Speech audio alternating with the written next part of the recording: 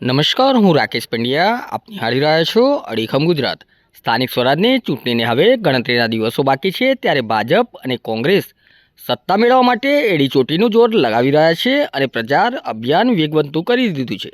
ત્યારે લુણાવાડામાં ભારતીય જનતા પાર્ટી દ્વારા ઈવીએમમાં મતદારોએ મત કેવી રીતે આપવો જેની સમજ આપતું ડેમો ઈવીએમ બનાવ્યું છે. અને આ ડેમો ઈવીએમને લઈને ભાજપના ઉમેદવારો તેમજ કાર્યકર્તાઓ મત વિસ્તારમાં જઈને મતદારોને માહિતી આપી રહ્યા છે. મતદાન કેવી રીતે કરવું જેથી મતદારોએ આપેલ મત નિષ્ફળ જાય નહીં. ભાજપ દ્વારા અનોખી રીતે મતદાન જાગૃતિ સાથે પ્રચાર કરવામાં આવી રહ્યો છે. ઈવીએમ મશીન લઈને એટલા માટે જવું પડે છે કે હાલના તબક્કામાં બીજી જે ચૂંટણીઓ હોય છે લોકસભાની અને વિધાનસભાની ચૂંટણીમાં એક મત હોય છે, પણ સ્થાનિક સ્વરાજ્યની ચૂંટણીમાં 4 વોટ આપવાના હોય છે દરેક મતદારદાતાઓએ. તો અમે એ અભિયાન અંતર્ગત અમે આ ઈવીએમ ડેમો મશીન થી અમે લોકોને આ પ્રચાર પ્રસાર કરીએ છીએ કે 4 વોટ આપવાના હોય છે અને પીળું બટન તમે તમારે રજીસ્ટર કરાવવાનું હોય છે.